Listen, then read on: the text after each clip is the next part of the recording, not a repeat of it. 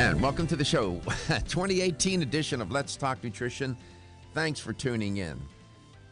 It really is great to be with you and to bring in this new year. We're in studio. We're live.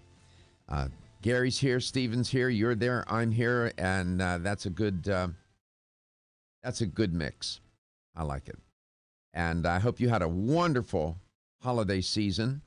Made it through in one piece. And, you know, whether you celebrated Christmas, Hanukkah, or whatever holiday you celebrate, religious holiday, and the new year, 2018. Good riddance to 2017. As far as I'm concerned, good riddance, and part of 2016, too. And, what's that? New year, new lifestyle changes. Yeah. I'm ready for it. Okay. We're going to talk about that. And yesterday I spent the better part of 3 or 4 hours going through shows for 2017. And I was, it's just amazing the amount of material that we cover on this show. I was surprised myself because I don't go back and listen and watch unless I have to. But yesterday I did. And on those occasions where we're trying to figure something out and look for patterns, I will go back and listen to previous shows or watch them.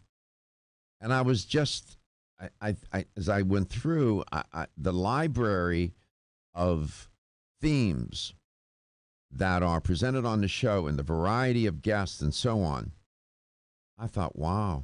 Because, you know, I'm in it every day, and it's hard, the old saying, can't see the forest for the trees. You don't realize, because I'm in the moment. I'm just doing right now here with you. This is the only place I am at this moment. And so into that moment, concept, mindful living. But sometimes you have to step back. And it's just amazing, the content. And we are coast to coast, and we're global. And we keep making new and additions or changes to the show, technological changes, but in our heart and soul, as I always say, we are a terrestrial radio show, and we're in close to 65 markets now across the U.S., coast to coast, and including Hawaii, and thanks to you. So it's a privilege to do the show, and I just want to wish you the healthiest and happiest and wealthiest, whatever that wealth may be for you for this 2018. We're going to take a look at a couple of stories that are trending, and I'm going to theme it today, trying to reset. You know, this whole notion of New Year's resolutions, some people are very frustrated with them and sort of given up because they've broken them so many times. Well, I'm going to share with you today some proven and effective ways for you to be a resolution keeper and not a resolution breaker. And over the years, I've looked at the science of New Year's resolutions, if you will. And there are things that you can do to increase your likelihood and or chances of keeping a resolution and making the right one in the first place, and how you frame it. And we're going to talk about that. I think it's important.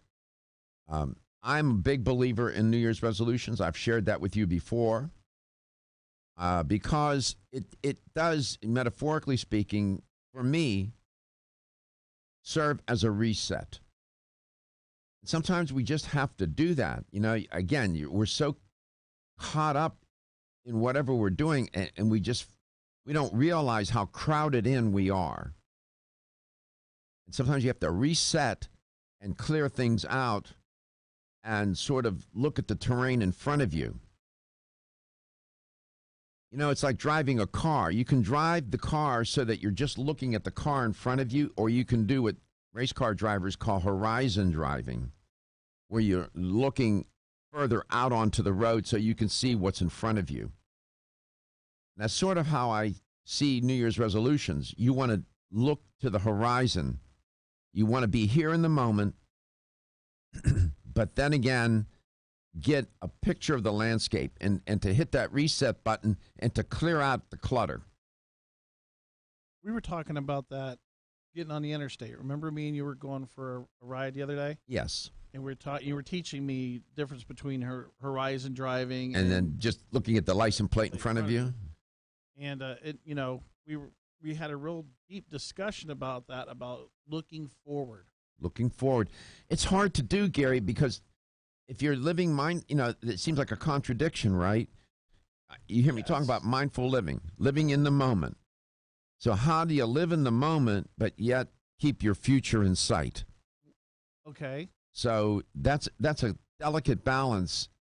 Some people look too far into the future, and they're thinking about what I need to do, what I'm going to do, and they're not focused on what they're doing right now. And then some people are just so focused on the moment that there are no goals, and that's what resolutions are. So how do we find the balance?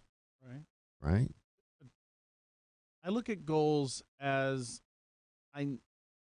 there's two ways I look at goals. Ones I need to achieve, and ones that I strive to achieve. Good point. Usually the ones you need, that's a good point, Gary. The ones you need, typically the goals that you need to achieve, these are, I call them like, some of them are survival goals, goals that are going to make a fundamental difference in the quality of your life right now, right at this moment. Those are the you need to do right now. Then there are goals that have more of there are goals that are intended for a long-term result, right? But the ones, I dare say, the ones that you need to do, or it can be a future goal, like you need to save more money. We need to invest wisely, financially speaking. We need to invest in our health. Those are goals that we all need to do, but those take time to develop and to see the benefits of them. There are other goals that you need to do right now, like if you have some health issue, a digestive care issue of some sort, a digestive issue that is just painful, diverticulitis or colitis, some gastrointestinal issue that's causing you a lot of pain. There's a goal you have right now is to try to fix that. Yes. Right? Like you had an immediate goal lately. You've been working on this project to build this truck. That was an immediate goal. It had to get done. That was immediate. I noticed that you sort of, you were zeroed in on that, and everything else was sort of shifted down on the priority list outside of the show, all those other things that you do in your life, and the truck took precedence over everything, getting that truck built. So it needed to be done by, you said you have 45 minutes left to do on it. That was an immediate goal. Yes. Right? For different reasons. And so that's a good way to put it. What are the resolutions that you need that are right now need to get done and should be made? And those that have more of a long-term horizon quality to them, looking out into the future. So living in the moment, being mindful, but keeping your future in sight. We're going to talk about that. It's easy for me to sit here and say that. It's another matter to do. And then there is, oh yes, a lot of ambition and passion and motivation to get it started. And then within 2 weeks, 3 weeks, boom, it's gone. You lose track of it. Okay, so this morning at the gym, all right, there's about 12 people there, as opposed to the usual 6 that get there at 4 in the morning. Give it a month, and you'll be back to 4. Let's Talk Nutrition 2018 edition. We'll be back. I'm Joy McCarthy, holistic nutritionist, and I expect more from my multivitamin. I've researched many vitamins, and what's truly different about Every Woman's One Daily from New Chapter is that it's fermented with probiotics and whole foods and gentle even on an empty stomach. Every Woman's One Daily helps you feel good every day, giving you immune, energy, and stress support, and nutrients for bone and heart health. You will notice a difference. Every Woman's One Daily recently won the Best Multivitamin Award, and I love that it's non-GMO project verified. Discover the wisdom of nature with New Chapter. Whether you spend your free time on a treadmill, under a car, or in your garden, if your active lifestyle leaves you sore, Body Vigor's Inflammaforce may be exactly what you need. Inflammaforce has a natural herb blend that acts as an anti-inflammatory to help maintain healthy joint and mobility support. There are standardized herbs like white willow, boswellia, turmeric, ginger, and devil's claw. The vegetarian capsule promotes easy digestion and a fast-acting dissolve process. Inflammaforce includes a proprietary enzyme herbal blend full of antioxidants and flavonoids that target pain and inflammation throughout the body.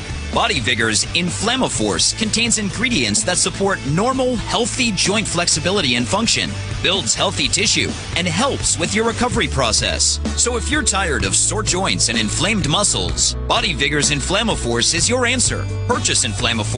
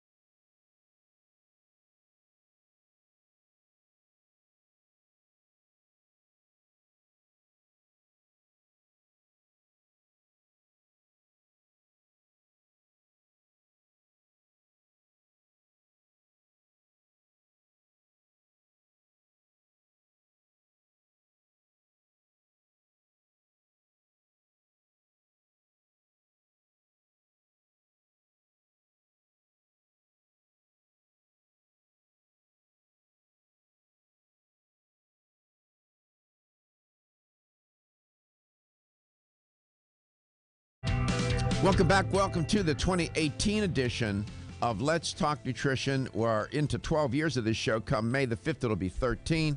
Thank you very much. That's the best gift you can give me is your listenership. Thank you. And thank you for all your wonderful support this past year and part of 2016. And as I went through my own personal medical issues and struggles and challenges, I'm forever grateful to you, and I will never forget, ever. We had a caller or an email that came in, Fred from Tampa, and it's the first time somebody's asked me this question. What do you do for a decreased appetite? I'm going to address that question it's usually what can I do to tamp down my appetite. And I'll get to Fred's question in a moment, but it leads me into reporting on a story that's trending that came in about being overweight may be more harmful than people thought it has or is or was, depending on how you're looking at it, right? And this was an interesting article, an interesting study. It was published in the International Journal of Epidemiology. And the holiday season, they report, certainly a time of joyous moments is what? One of those joyous moments is overindulgence. We tend to do that during the holidays. People just, cast things aside and just go ahead and overindulge and tend to gain weight. I'll address that this show as well. The amount of holiday weight gain is totally exaggerated.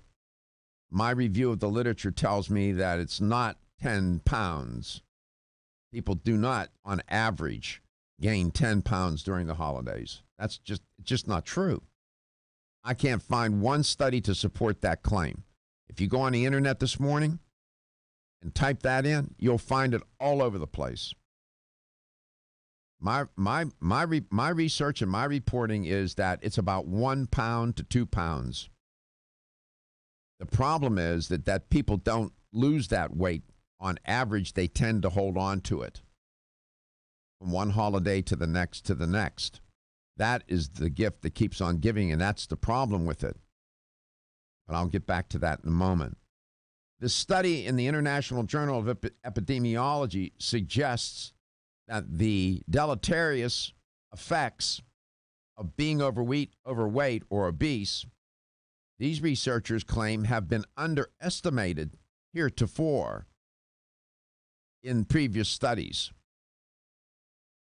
Some individuals they report being mildly overweight believe that being mildly overweight is even good for you. Really? This is because these older studies reported that optimum body mass index associated with minimal risk of death appears to be above the range that is normally recommended by doctors, they reported.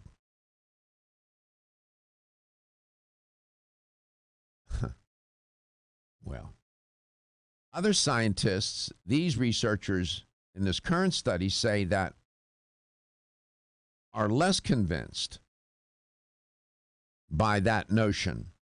And they believe that these studies do not accurately reflect the complete and comprehensive effect of body mass index on a person's health, wellness, and well-being. These researchers argue that there are other variables in play, such as smoking or early stages of illness, that can lower BMI, a body mass index, and increase risk of death, which makes this notion of figuring out body mass indexes, how the body mass index influences its risk on death, more difficult. Body mass index has always been controversial. Some don't think that it's an accurate measure of a person's weight condition. You can have a bodybuilder who is muscle dense and end up being high on body mass index. It would indicate that that individual is in poor health. It's not necessarily true. It just has bigger muscles and more weight. Muscle weighs more than fat. So it's a controversial operational method to determine a person's weight, the BMI. But that's what's being used. Okay, Angela, my girlfriend, really wants a smart scale that links to her cell phone and everything. And that's cool. Okay. But one of the things is that I didn't get the right scale. So they have such a scale. Yes, but I got the wrong one. But I did get one that had a BMI on it because I looked at it thinking that a BMI will help with weight loss. It can. I mean, it's a way for a person to track Gary, it gives them a number.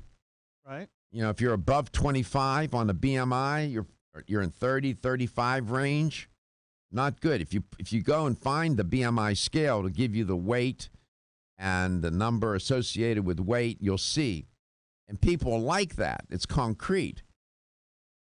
But that's a smart idea, having a smart scale that'll connect to your smartphone. So what is it? You weigh yourself on your scale and it gets transferred to your phone? Yes, and then you can calculate what you're losing, what your intake is, and then it'll. Where do you buy this scale? I think like Amazon has them. Okay, that's pretty clever. Now, in this new study, this was conducted by researchers at the University of Bristol. This was a United Kingdom study. They wanted to assess the causal link between BMI, your body mass index. I'll give you a definition of that when we come back, and risk of death. They looked at the health records of 32,452 mother and child pairs, and then almost 28,000 father and child pairs. This was a very good study. I'll tell you what BMI is, and I'll confuse myself even more. Battling sinus, bronchial disorders, allergies, and other seasonal irritants. The perfect complement to your beauty regimen? Try Form Essentials Zinnia. The finest of its kind, Zinnia offers twice as much biotin as other formulas, which has proven to unlock the vibrancy in even the dullest of hair, skin, and nails. Zinnia breaks through and rejuvenates cells internally, helping you achieve the allure of effortless beauty. Reviving your hair, skin, and nails has never been easier. This essential blend of biotin, alpha-lipoic, and hyaluronic acid, collagen, and vitamin C creates lasting enhancements to your natural good looks. Don't go on wondering. You're worth the results. This combination of ingredients can only be found in Zinnia. Pamper yourself with a proven bit of affordable luxury and start looking your best. Ask for Zinnia by name at your nearest vitamin retailer to begin your journey to restored nails, head-turning hair, and radiant skin today. For more information, visit formessentials.com.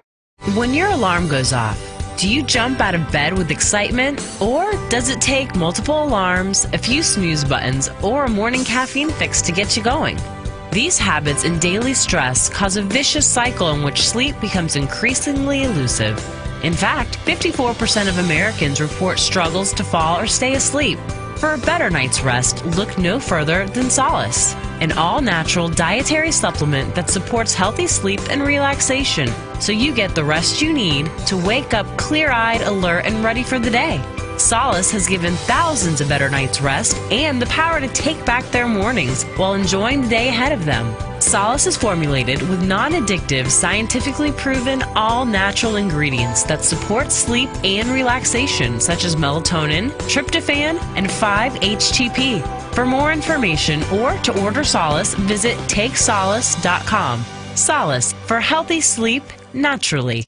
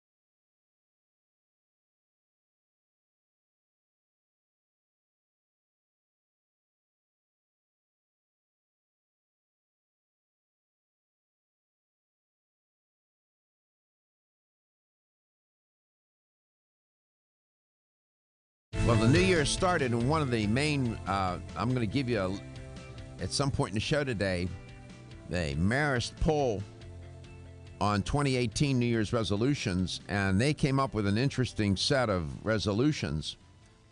But in that poll, as in many others that I looked at for 2018 and years past as well, losing weight is always in there, always. Welcome back to Let's Talk Nutrition. And people have such great intentions and want to do that, but typically fail at it, at that particular resolution and others, and I'll explain that as well today. But we invite you to join in the conversation. Gary's going to give you all of the varied ways you can do that. You could join us at 877-897-8255. That's 877-897-8255.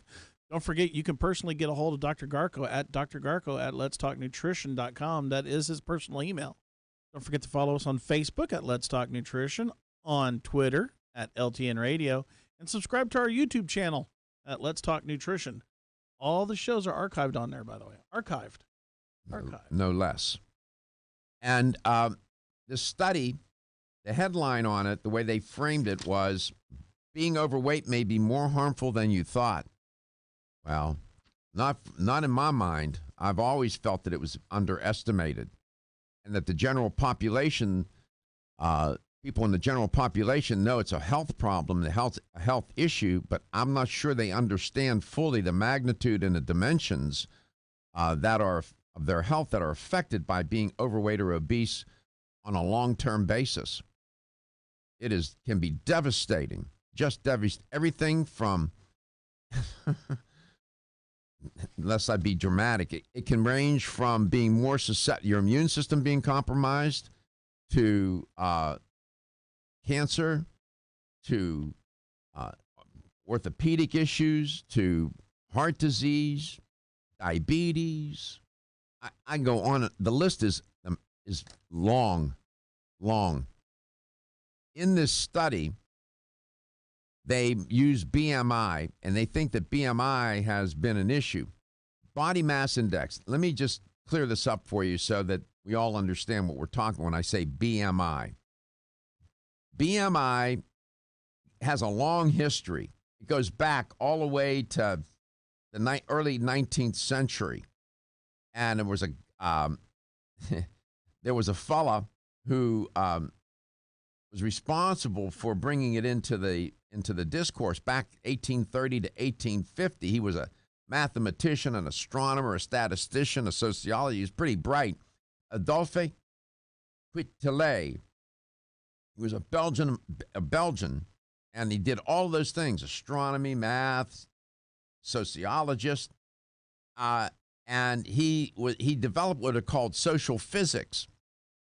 The modern term, body mass index, and I was surprised by this, which is the ratio of your human body weight to your height squared, was coined by no less than the famous Dr. Ancel Keys in 1972 in the Journal of Chronic Diseases.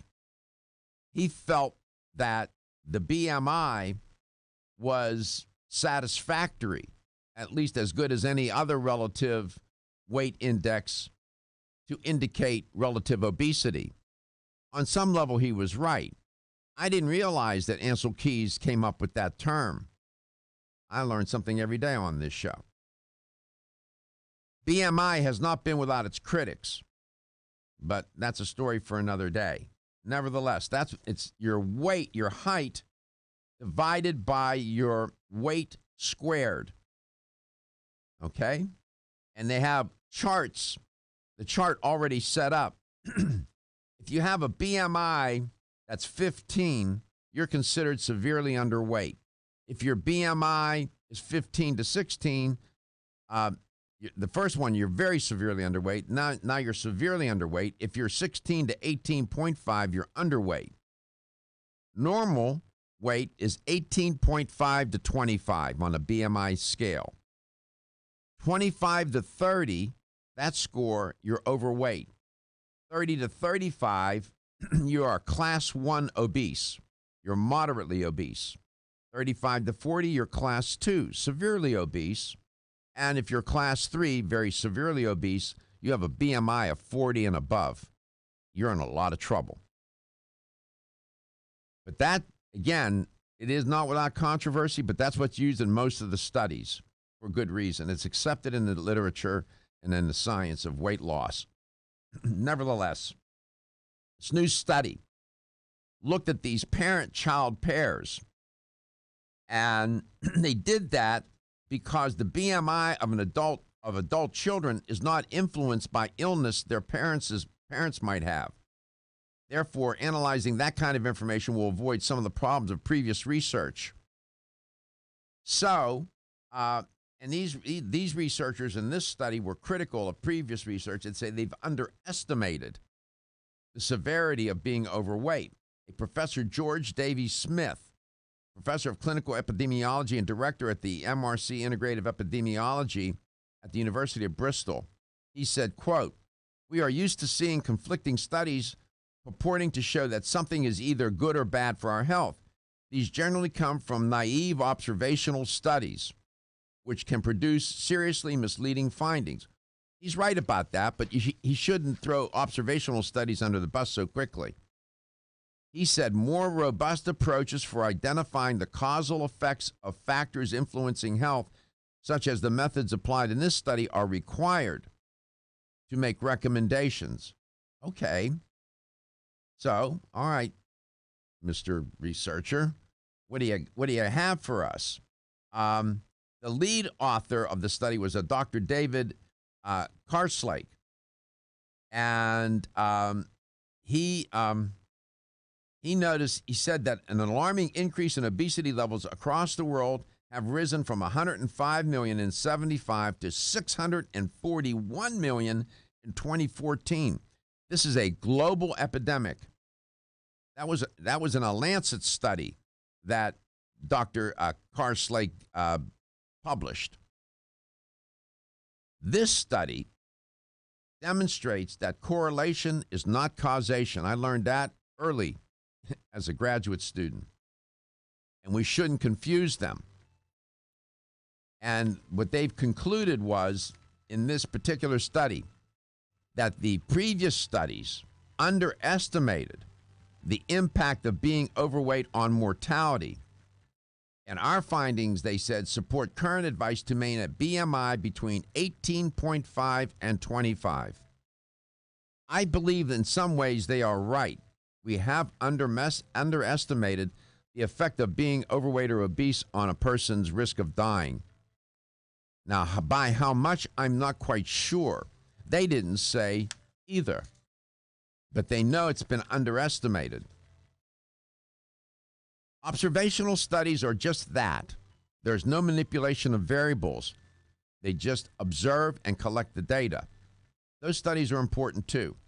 Come back, we'll talk about New Year's resolutions and how to keep them. Whether you spend your free time on a treadmill, under a car, or in your garden, if your active lifestyle leaves you sore, Body Vigor's Inflammaforce may be exactly what you need. Inflammaforce has a natural herb blend that acts as an anti-inflammatory to help maintain healthy joint and mobility support. There are standardized herbs like white willow, boswellia, turmeric, ginger, and devil's claw. The vegetarian capsule promotes easy digestion and a fast-acting dissolve process.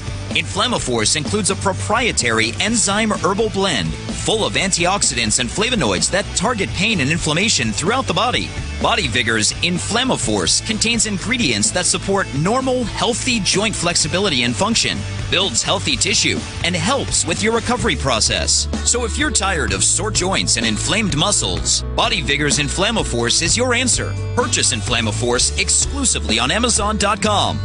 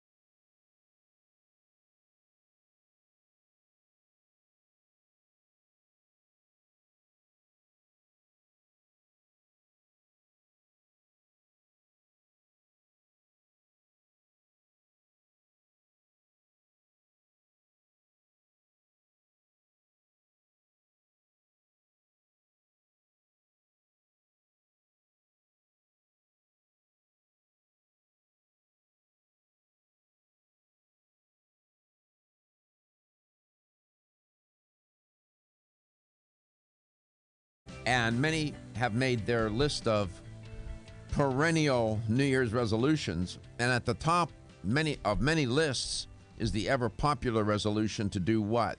Lose weight. I was just talking about this. Right, Yeah. Gary? Yes, yes.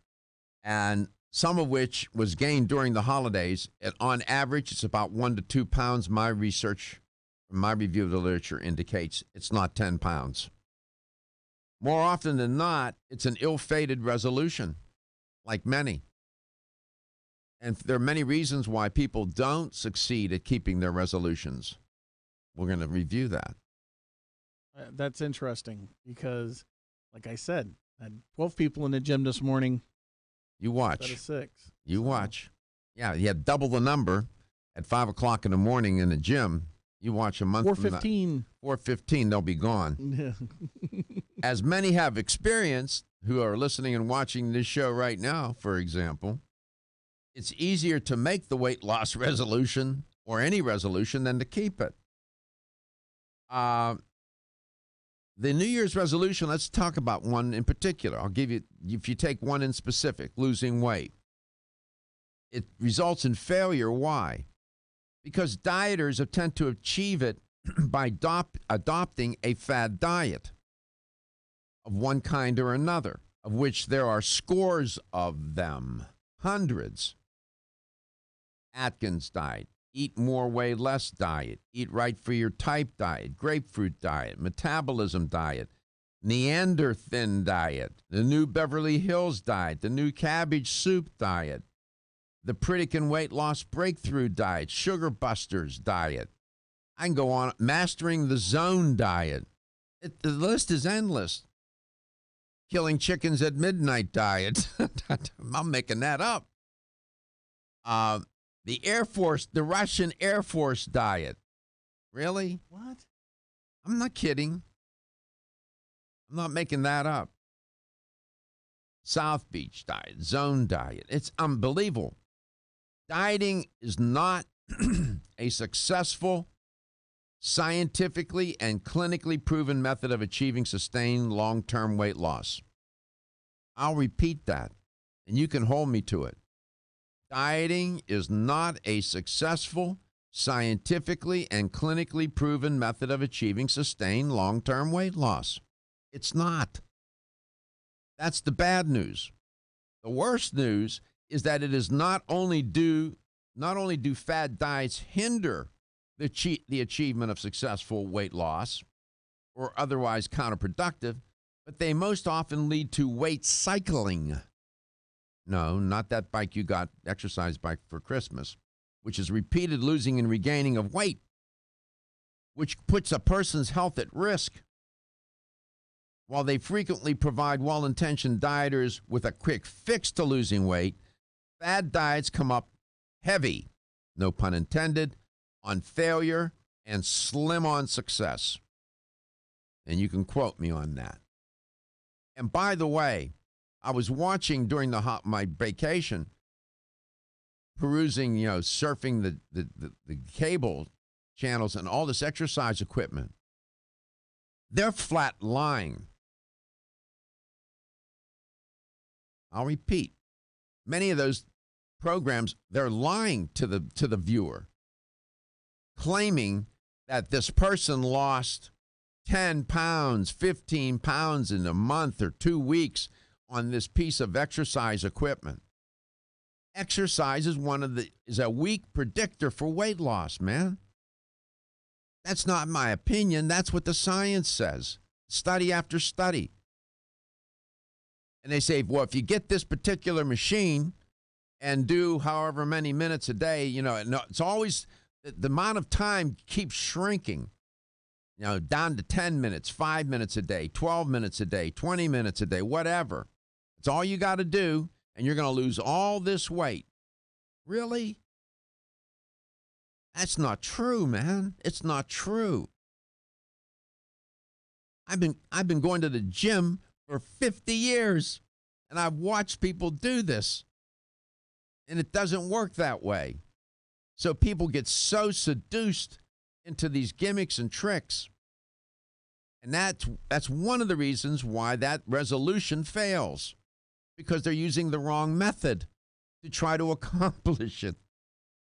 And we do that with many of our resolutions.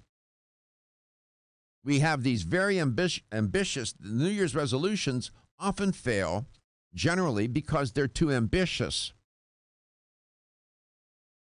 You say, for example, I want to lose weight. Okay. First of all, that's very vague. How much weight do you want to lose? And how long are you planning to do it? And how are you going to do it? That all has to be mapped out.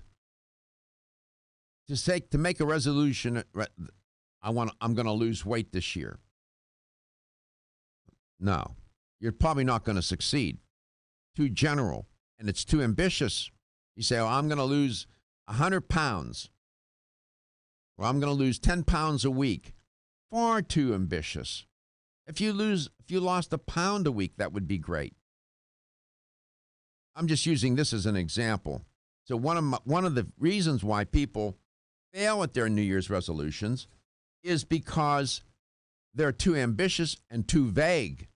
You have to be very specific about these resolutions. Right? If you have some resolutions in mind that you would like to talk about, I invite you to call. We can discuss it right here on the air, and I can help you frame it in a way where I can help you increase your success. 877-897-8255. That's 877-897-8255. Now, here are some principles to follow. In addition to the one I just mentioned, don't make them so ambitious and vague. When we come back, I'm going to get into that. We're headed into some messages, and we're headed to the top of the hour. There are certain principles you can follow in keeping New Year's resolutions. They work. And it was my review of the literature. I went through and I identified them. And they're an interesting collection. I can swear to them. Why? It worked for me. I lost 47 pounds in the past year. All right, so if we can lose another 47 this year, and let's use Gary as the example. New Year's resolution, we'll round it up. 50 pounds this year. He has 1 year to lose 50 pounds. We're going to make some adjustments in what he's done so far to try to accelerate this a little bit more for him. But that's his New Year's resolution, to lose 50 pounds this coming year. He almost lost 50 last year. And if he loses this next 50, I won't be able to deal with this guy.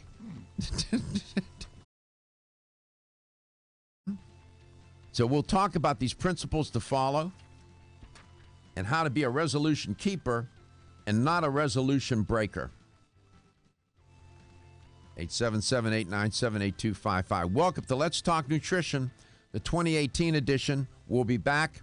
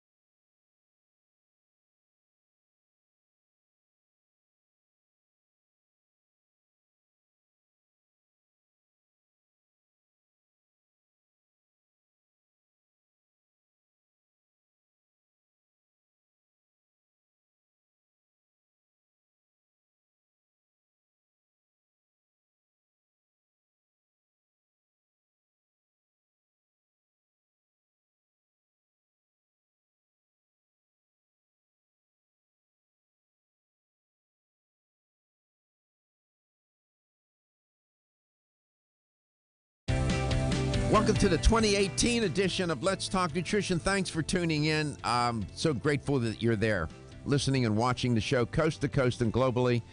Not one listener, not one affiliate, not one person around the world who listens to this show is taken for granted. Trust me. Many faults, that's not one of them. And I'm so happy to be here with you. You have no idea. These days when people say, gee, it's nice to see you, and I say, it's better to see you. And for those of you who follow me closely, you know exactly what I'm talking about.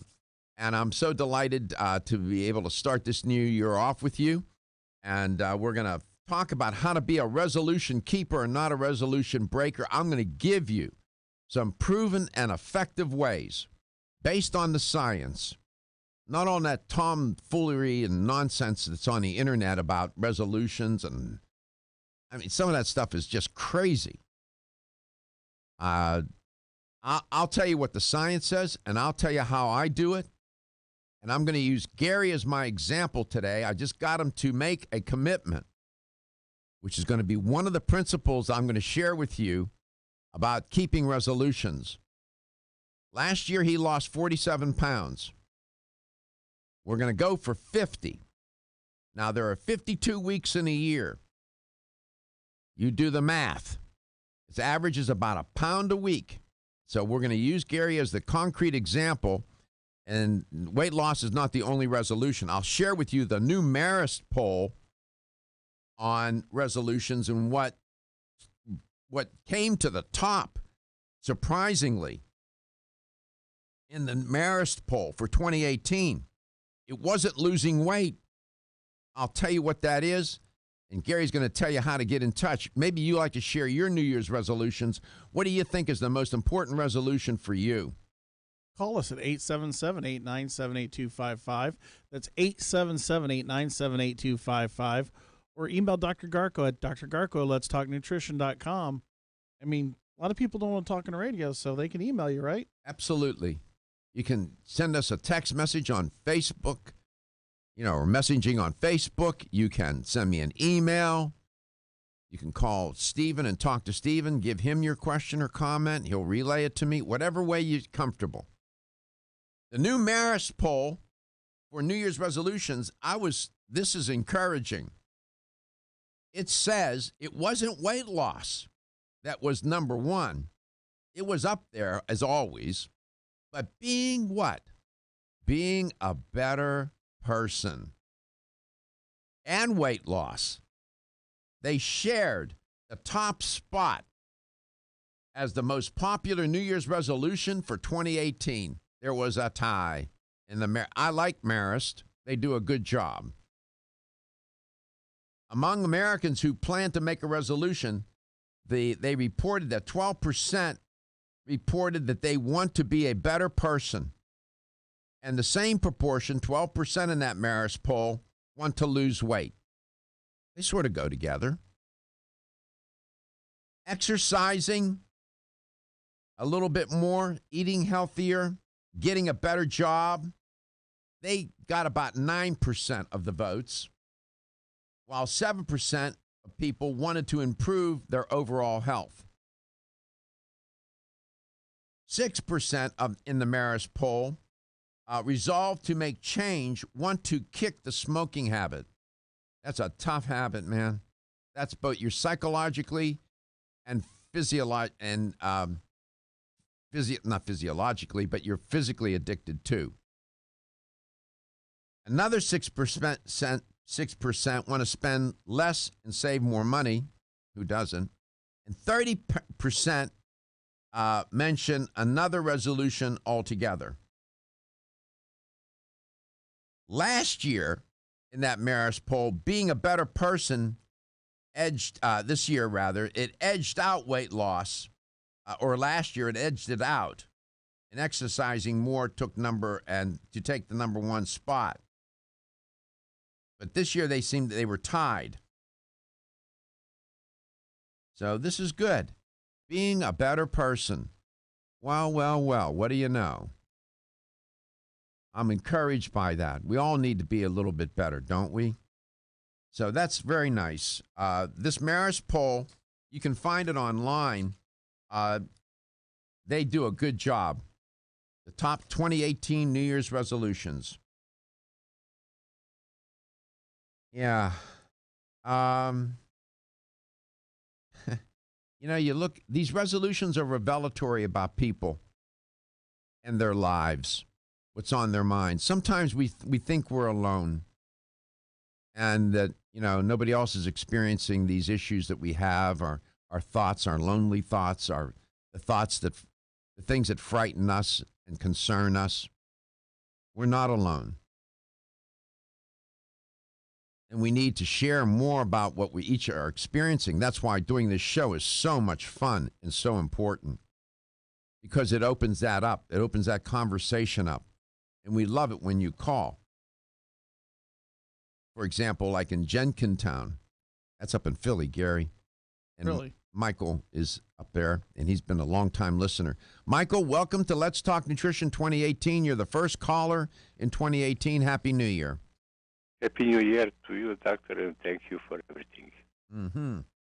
Thank you for good free education. It's my pleasure, Michael, to do that. What do you have on your mind today? What do you have on your mind? I call about a friend of mine, no appetite at all. What you recommended for increased appetite? This is interesting. You're the second person today. Fred also called or sent Gary an email and wanted to increase appetite. Usually it's the other way around. People have a hard time trying to quell their appetite. All right. A loss of appetite.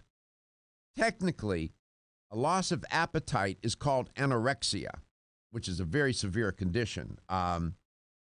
There are a wide variety of conditions that can cause a person's appetite to decrease. And it's unusual when that happens. They can range from psychological, mental issues to physical issues. If a person develops an appetite loss or a loss of appetite, you got to be careful because it can lead to malnutrition or excessive weight loss. So you have to be very, very careful. Loss of appetite, losing weight is one thing consciously. Losing your appetite and you're not trying to lose weight is another matter. Okay, here are some of the variables or factors that can cause a person to lose appetite. Anorexia, which is this excessive weight loss of appetite, can be caused by bacterial, viral, or fungal or other infections. The person can have an infection and not realize it.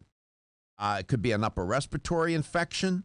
It could be like pneumonia. It could be gastroenteritis. It could be colitis. It could be a skin infection. It could be meningitis. It could be any number of infections. And they may not realize it, and their appetite is going down and down and down. They don't feel well.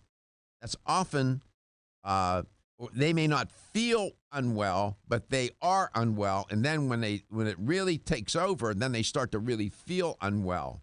Then they have the signal. There's also psychological causes that can decrease a person's appetite, Michael.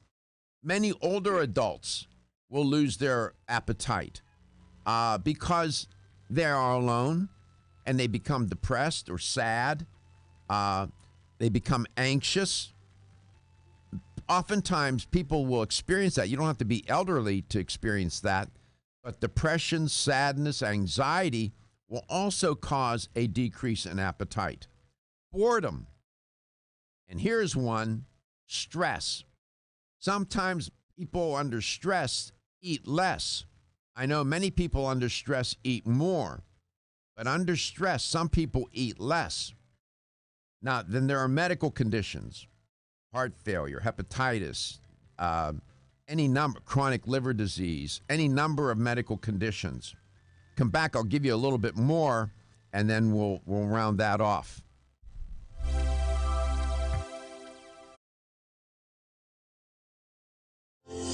Almost 52% of men experience erectile dysfunction and benign prostatic hyperplasia. If you've had challenges with virility, sexual health, or low energy, Body Vigor's Alpha Extension may be the answer for you. Body Vigor's Alpha Extension can help revitalize your alpha male and extend your love.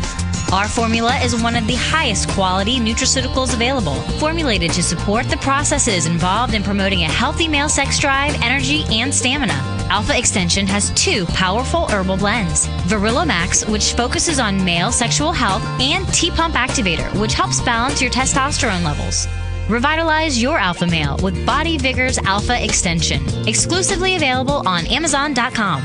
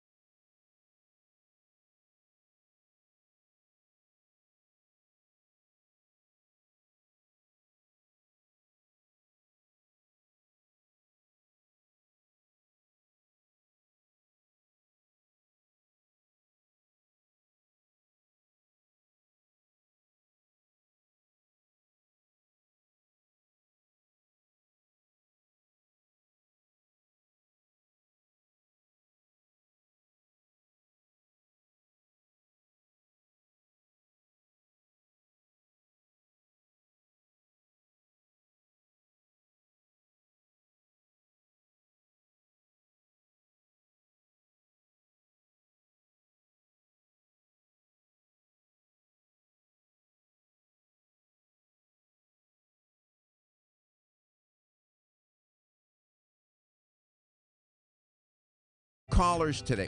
One caller, one email, both with the same question. Loss of appetite and what causes it. That's the first. I rarely talk about loss of appetite. And then today we had 2 messages, one on the air and one by email. One by, calling in, Michael in Jenkintown. And loss of appetite technically is called anorexia. and it's a medical term. And a wide variety of conditions can lead to your appetite decrease. As I pointed out, you can have some sort of infection, bacterial, viral, fungal infection at any location in the body.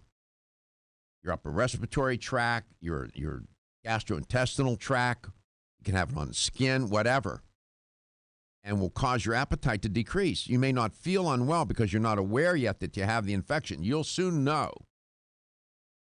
But then there are also psychological causes: being depressed, being sad, being anxious, being alone, under stress. Under stress, some people eat less. Eating disorders such as anorexia nervosa can lead to decreased appetite overall. That's the technical name, anorexia nervosa. Bad news. It's an eating disorder. Now, that's the medical term. You just have loss of appetite. I'm not saying that you suffer from anorexia nervosa. I'm just saying that's the medical term. You can have a medical condition that can lead to your loss of appetite. Kidney failure. You can have some, hypothyroidism, chronic liver disease, cancer will do that, colon cancer, stomach cancer, pancreatic cancer, whatever. Medications will do it. Some antibiotics will cause you to lose appetite, codeine, morphine, chemotherapy drugs. I know about that personally. I lost close to 35 pounds. These are some of the reasons why people lose their appetite. If my recommendation to Michael in Jenkintown, if this continues, needs to go see a doctor immediately. Do not let that persist. Let's go to St. Petersburg, Florida. Joseph, Happy New Year. Welcome to the show. What do they call you now? Slim? Yeah, Happy New Year, Doc. Is that your new? I survived really well. Mm-hmm. I was 220 pounds. I'm 174.4. I feel great. Mm. I had a great New Year's Eve, Christmas Eve. Mm. I had the Italians celebrate the 7 fishes. Yes. I had the 7 fishes, and for Christmas dinner, we had the turkey and a whole bunch of good stuff. I'm eating well. I'm feeling great. I'm taking my supplements. How much? 48 pounds. You're down 48. That's great. How much did your wife? How much did your wife lose? She lost about 25. So you finished. How many weeks did you lose that 48 pounds? Well, let's look at it this way. I'm in day 97. Okay, so my days. So it's over 3 months. Yes. So in 3 months, it took Gary. We did it in a year. We took our time with it. He lost 47 pounds. He's going to lose another 50. That's his New Year resolution for this year. So you're at day 97. That's a little better than 3 months. Okay. So what do you anticipate doing now? How are you gonna? What kind of diet do you have these days? Well, my diet consists of at least, I would say, about 1,700 calories to 2,100 calories a day. Right. Okay. Are you back exercising yet? Yes. Yes, I am. I'm going to the gym. I get on the elliptical. I do some light weight. Nothing strenuous right now. I got to build myself back up again. You know, I was in the gym for a long time. You start all over again. Yes, that don't I know. Well, first of all, congratulations. I would remind you of what I and Dr. Michael Lyon talked about that one day when you were on the air and shared your experience. And Dr. Lyon evaluated that weight loss program. He didn't throw it under the bus. No. He said if it was working for you, and he pointed out some cautionary things, notes that you should consider and be careful be mindful and be watchful for what's called the rebound effect. It takes a little while for it to kick in, but you got to be careful about it and keep your eye open for that rebound effect, whereby you start to put the weight back on. You put your body almost into starvation mode, and so it has adapted to that. As time goes on, it's going to start to move out of that modality, and your tendencies want to go back to the 225 pounds or however how much you weighed. That's your set point. Biologically, we know that that's what will happen. At some point in time, you're going to have this, the body wants to go back to that weight. So be careful for that and keep your eye open and watch yourself, okay? Well, Doc, you can tell Gary, I think the biggest secret about all this thing is, 1, weigh yourself every morning. 2, drink enough water, at least half your body weight of water every day, and then just watch your portions, and you won't starve, you'll feel good, and you'll do great. It's true. Calorie restriction is the best predictor for weight loss, short and long term. To stay at 1,700 calories or 2,100 calories, if you can stay in that range, it's calorie restriction, Joe, with optimal nutrition. That's why taking your supplements is so important. Congratulations. We'll be right back. Women who are pregnant or planning to have a child have specific nutritional needs. Maintaining optimal nutritional intake is important for mother and baby.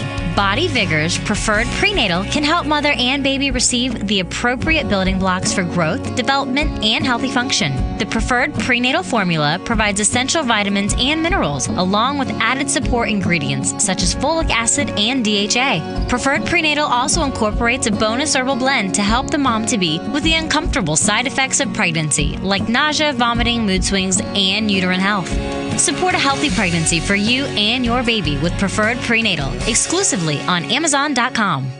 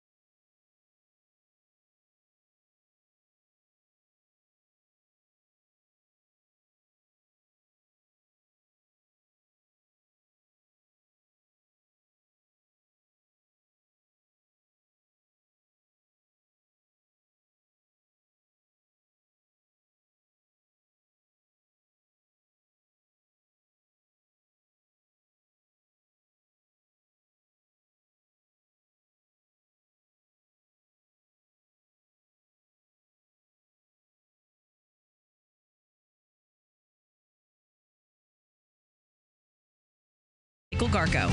So how do you keep those New Year's resolutions? Welcome back. Welcome to Let's Talk Nutrition 2018 edition. There are a number of principles to follow that can make you a resolution keeper and push you further away from becoming a resolution breaker. And these are effective and proven ways. At least my review of the literature tells me that. Here they are.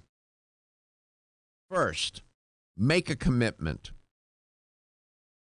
It's well established. I looked closely that commitment to making a behavior change is essential in achieving success in New Year's resolutions. Resolutions are goals, and bringing about behavior change.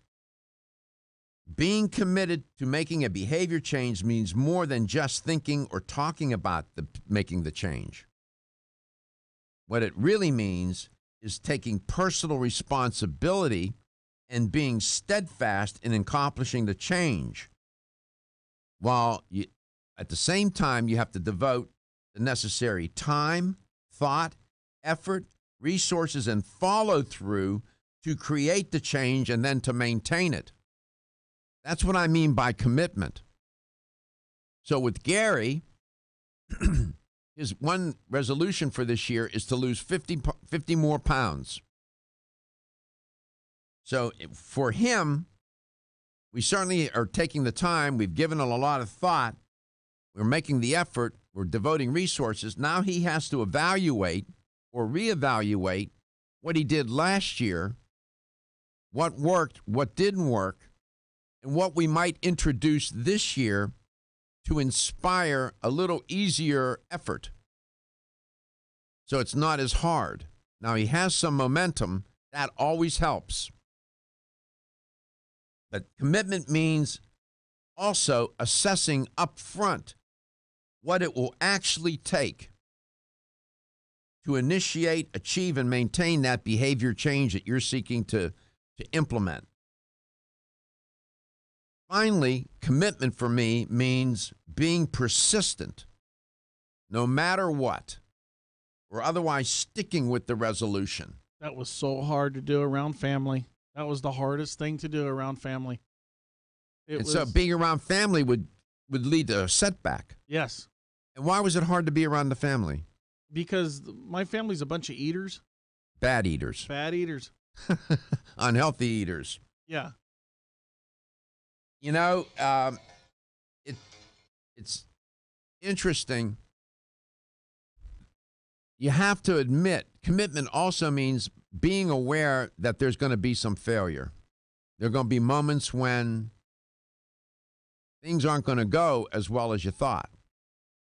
You should think about that on the front end and be prepared for that, knowing that there's going to be some days that are not going to be as good as others. And not to let those kind of days or those setbacks throw you off the mountain. Failure is okay here. Quarterbacks, they don't make every pass.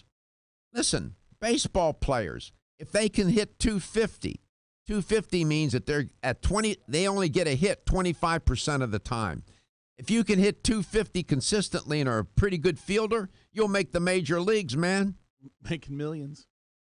And all you have to succeed is 75% of the time they fail. That's what that means. .250 batting average means that out of 1,000 times at bat, you hit 25% of the time. Seriously. So don't be discouraged. Losing weight. If you can be successful at least 50% of the time on most days, you're going to lose weight. You may not, and you'll do better than that. You'll do better than a hitter, a batter in baseball. But it goes back to nobody plans to fail. Everybody fails to plan. Fail to plan. Right. And one of my big things was you told me was like, you go out to dinner. Before you go out to dinner, you eat. In your case, and in my case, sometimes I'll do that too. I started taking those Genuine Health vegan bars with me. I started traveling with them. I saw that how you do it, and so I was like, okay, I can do that. You can do that. And then I bought myself a nice thermos, so I can carry my own drink, so I don't have to worry about, not having a drink. You see those little? It's little things. See those little things? So repeat what you said. Most people fail to. Most people don't plan to fail; they fail to plan. Exactly. And that's what I was doing a lot of. I just was not planning right I knew that my family was a big That's called eater. making a commitment, Gary. Making the plan is part of the commitment. So we have to make out the plan. And I would like to get from you what you're going to do this year to lose this another 50. If you can lose another 50, that means we'll have lost almost 100 pounds in 2 years. That's a game changer, brother. Mm-hmm. So make that commitment and I wrote an article. It's on my website. It's entitled Effective and Proven Ways to Keep New Year's Resolutions. Here's another principle. Be confident. The literature shows Albert Bandura, famous researcher, he talks about what they call self-efficacy, translation confidence, has a large impact on how people approach their goals, objectives, responsibilities, and challenges, and whether they will have the staying power to overcome the obstacles and succeed in achieving what they want to change about their lives. You have to be confident that you can do this. If you go into it saying, well, I don't know, I'm not so sure, I've tried before, I've failed, I'm not good at this, stop it. That's not, you're using discourse in your head that doesn't inspire confidence. You're undermining your own effort. I'm not saying to be delusional, but you have to have some self-efficacy here, some confidence. According to Albert Bandura, a famous researcher, he said, quote, people's beliefs about their capabilities produce designated levels of performance that exercise influence over events that affect their lives. Translation, whether you believe you can do this will have a great bearing on whether you can do this. If a batter gets up to the plate and thinks, playing that tape in his head, I don't know if I can hit this curveball. I don't know if I can hit this curveball. Well, you're not going to hit the curveball. You're going to have trouble with the curve, like in the movie with Clint Eastwood. That's why batters have walk-on music now. Thank you very much. Confidence, self-efficacy is the level of confidence you have in your ability to do something, achieving a goal or objective, and meet responsibility. Believe in yourself.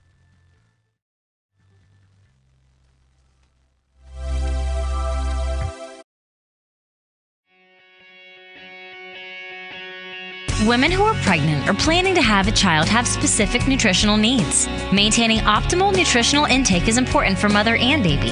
Body Vigor's Preferred Prenatal can help mother and baby receive the appropriate building blocks for growth, development, and healthy function. The Preferred Prenatal formula provides essential vitamins and minerals, along with added support ingredients such as folic acid and DHA. Preferred Prenatal also incorporates a bonus herbal blend to help the mom-to-be with the uncomfortable side effects of pregnancy, like nausea, vomiting, mood swings, and uterine health. Support a healthy pregnancy for you and your baby with Preferred Prenatal, exclusively on Amazon.com.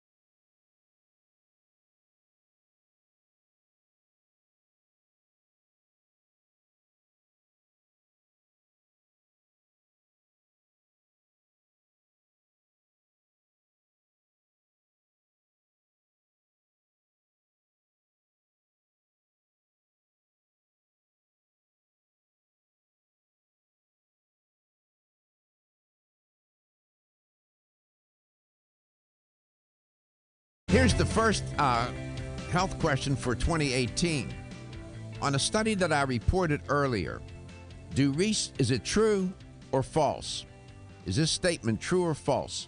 Researchers believe in this new study that being overweight is more harmful than we previously thought.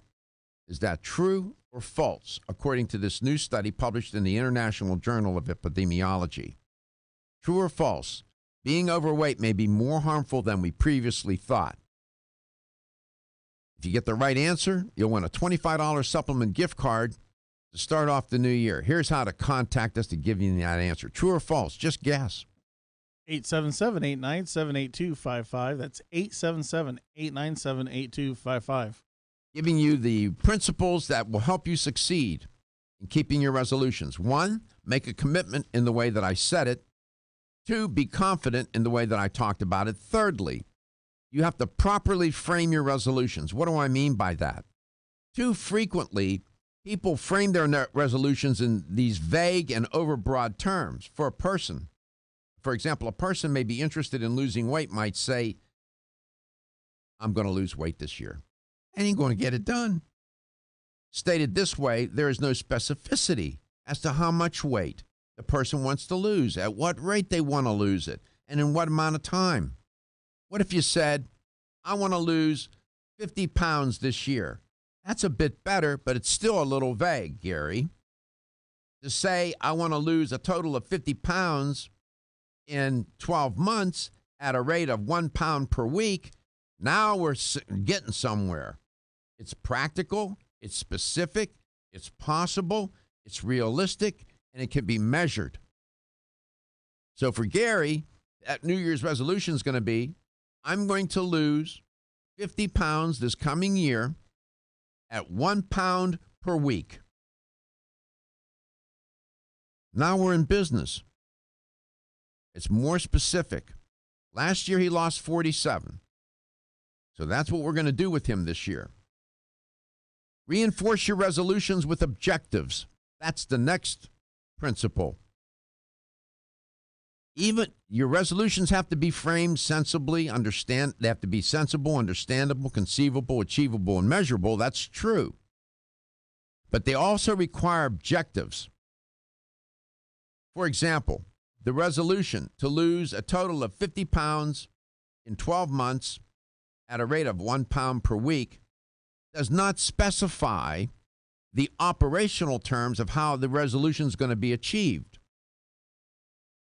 So we have to put those down.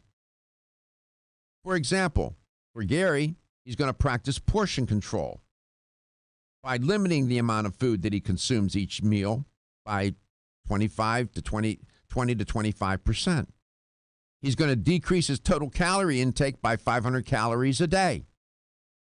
He's going to increase fiber intake up to at least 35 grams a day. He's going to drink at least 2 liters of water a day. He's going to limit his intake of refined processed carbs by at least 25% a day. He's going to limit his intake of saturated and trans fats by 15% a day. You see what I'm doing with him? And he's going to engage in regular physical activity for at least 30 minutes a day.